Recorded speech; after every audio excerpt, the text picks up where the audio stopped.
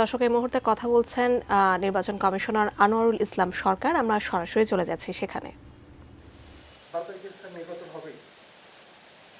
আশঙ্কা থাকতে পারে, কিন্তু নির্বাচন কমিশন মনে করে কোনো আশঙ্কাই কি বলে যে এটি সঠিক হবে না। একটা সুন্দর, অবাধ, সুষ্ঠু, নিরপেক্ষ নির্বাচন হওয়ার এই পর্যন্ত যত কার্যক্রম নির্বাচন কমিশন করতে পেরেছে, এবং ইনশাল্লাহ আগামী 12 তারিখে এটি আপনারা সবাই দেখবেন, জাতি দেখবে, বিশ্ব দেখবে যে একটা সুন্দর নির্বাচন অনুষ্ঠিত হয়েছে।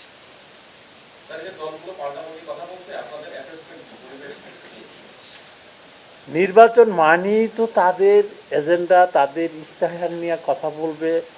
এটার প্রতিপক্ষ সেটাকে ওভারকাম করার চেষ্টা করবে।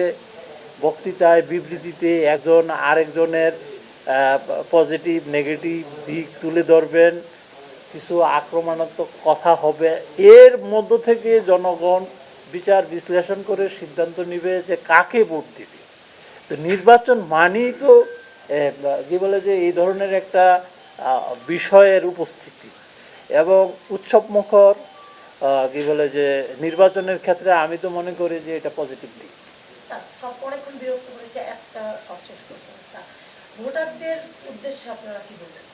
ভোটারদের উদ্দেশ্যে বলবো যে সবাই ভোট দেন, গণতান্ত্রিক অধিকার প্রয়োগ করেন, আপনার যাকে খুশি তাকে ভোট দেন।